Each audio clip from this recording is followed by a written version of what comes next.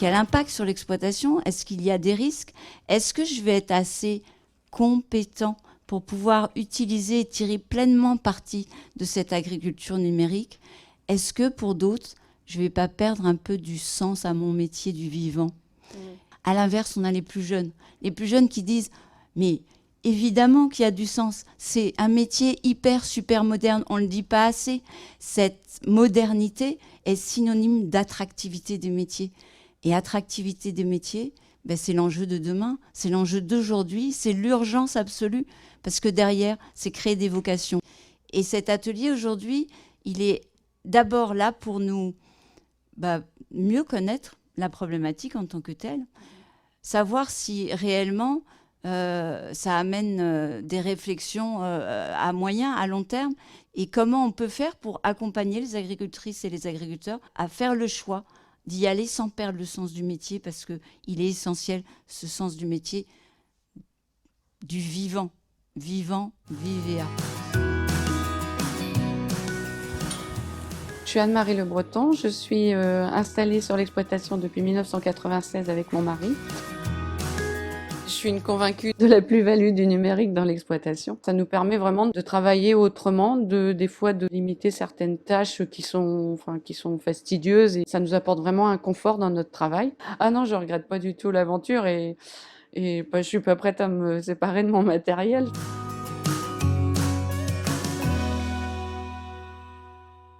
L'agriculture numérique, c'est l'utilisation de technologies numériques, après je vais les détailler, pour d'une part mieux produire, mieux vendre, mieux s'inscrire dans les chaînes de valeur, mais également créer de la connexion entre les agriculteurs et puis le reste du monde, les autres agriculteurs, les conseillers, les consommateurs. Et c'est de plus en plus important parce que ça relève aussi de l'attractivité du métier que d'être connecté.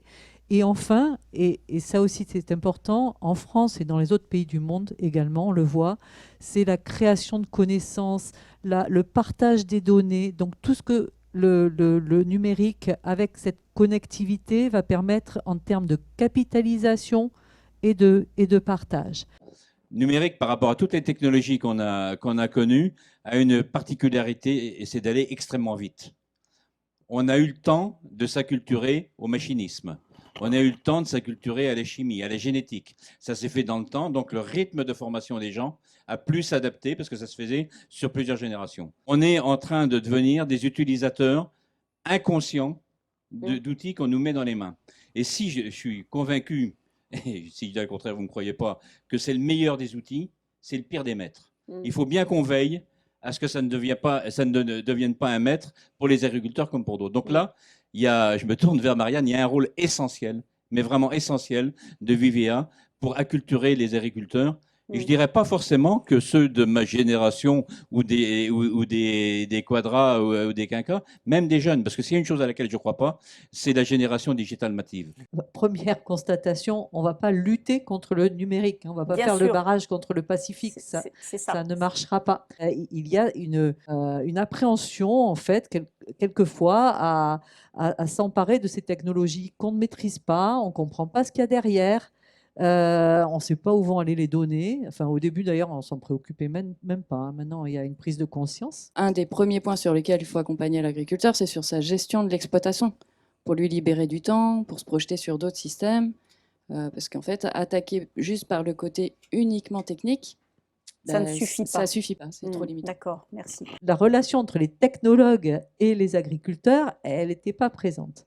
Et on s'est dit qu'il fallait qu'on change des choses. Et donc, l'intérêt d'Occitanum, c'est de créer en fait de la recherche participative pour que le numérique se diffuse plus rapidement, qu'il soit co-construit, que les utilisateurs ils soient là depuis le début. Donc, le co-design, c'est vraiment très important. Et d'où on revient à la formation. Et on a cette vision de porter à la fois une transition agroécologique et numérique. Certains l'opposent, ça n'a pas de sens de l'opposer. Ça n'a pas de sens, c'est deux dimensions qui sont différentes. Nous, notre rôle, il est là. On a besoin de la caution technique et de la validation qui est faite par les instituts, la recherche. Mais on prend un prisme résolument usage, pour savoir si, dans ces développements, le travail a bien été fait de répondre aux besoins de ces agriculteurs. Une des choses essentielles pour un agriculteur chef d'entreprise, c'est sa capacité, son autonomie de décision. Donc il faut en aucun cas que ces outils-là altèrent l'autonomie de décision de l'agriculteur. En Afrique, on voit le numérique qui se développe, mais alors d'une manière vraiment extraordinaire, mais avec des téléphones portables, et ce n'est pas des smartphones. Hein. Voilà, donc parce qu'il apporte des services. Donc en fait, je pense que pour attirer les gens vers ça, il faut commencer avec des choses simples qui ne leur demandent pas d'acheter des outils supplémentaires, mais un outil dont ils savent déjà se servir. Et puis on va leur montrer une application qui va leur faire gagner du temps, de l'argent, etc. Voilà.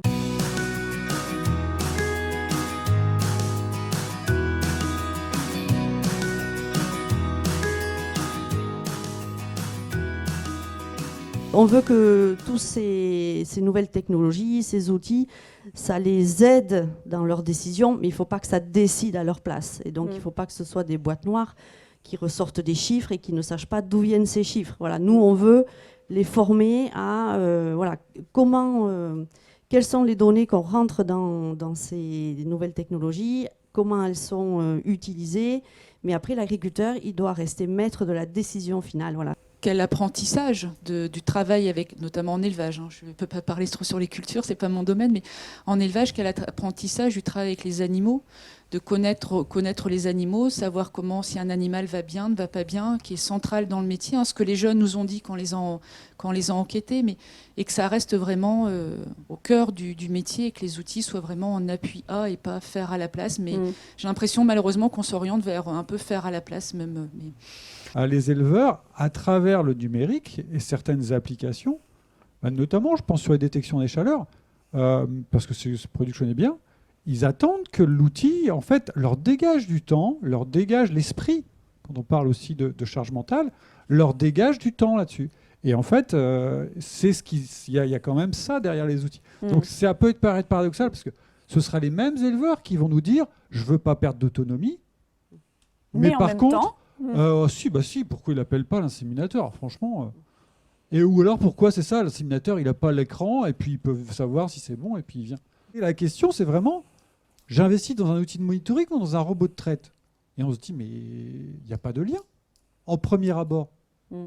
Et eux, le lien, ce que je reviens un peu sur mon intervention tout à l'heure, c'est le travail. Ça peut être tout simple. Nous, on a créé, là, avec le Covid, justement, ça a aidé beaucoup de groupes WhatsApp.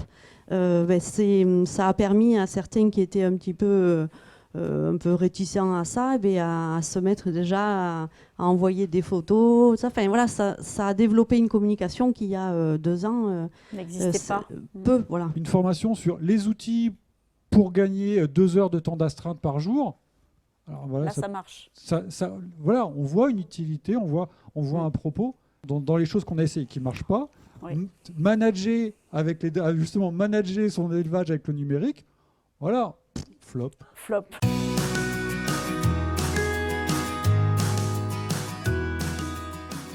C'est effectivement de l'ordre de la découverte, et je pense que ça serait illusoire de vouloir structurer des formations spécifiques à ça. Il faut sans doute l'instiller dans des formations existantes. Voilà, c'est sur le premier axe où pour l'instant il y a des choses qui existent. C'est-à-dire c'est l'utilisation des outils numériques et de la donnée.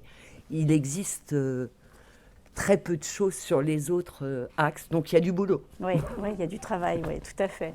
Merci beaucoup Sylvie. On rentre effectivement dans un monde qui est assez étonnant, parce que c'est un tourbillon finalement qu'on prend, et il faut quand même garder bien la tête sur les épaules, je crois, en tous les cas, pour savoir ce qu'on a besoin et pas se laisser entraîner par des éléments qui nous dépasseraient, parce que finalement, on reste sur la relation humaine, la relation avec ces plantes, la relation avec ces animaux, et on reste aux commandes.